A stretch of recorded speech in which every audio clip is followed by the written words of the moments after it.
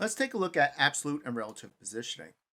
Currently, here's a structure. This 1 is the ancestor of 2, or the 1 is thought of to be the parent of this div with the class of 2.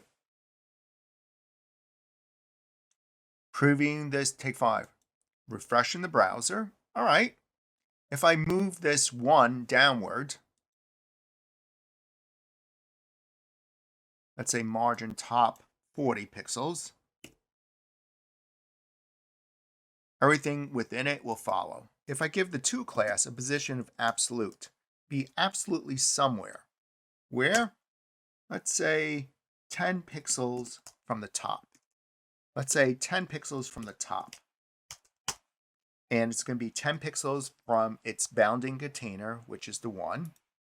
There's a separation happening here. Why?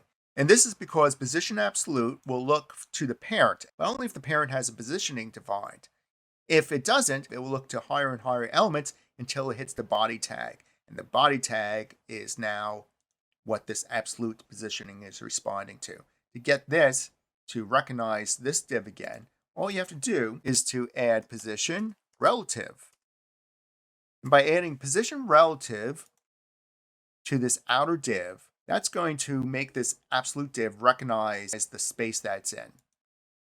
Okay, there it is. Excellent. Let's take another look at things. Now, if I want to position this relatively, this purple one, let me type in left. Let's say 100 pixels from the left. Wherever it normally would be, move left 100 pixels. Use absolute positioning to move something off absolutely from the border. Instead of just top 10 pixels, I'm going to also write for this yellow one, move left 10 pixels. And when I do this, you'll see something that's a little annoying. It's now overhanging this div because it moved over 10 pixels. It doesn't respect the boundary. To get rid of this overhang, go to the parent div, the 1 div, and use overflow. What type of overflow should happen? Everything that is beyond the border of the div should be hidden. So if you go beyond the space, hide that information. Watch this go away. If I move this div back to left 0 pixels, or I could just delete this whole property like this. We didn't shorten the yellow bar. It was just hidden when it overflowed beyond the parent div, which is the lavender one.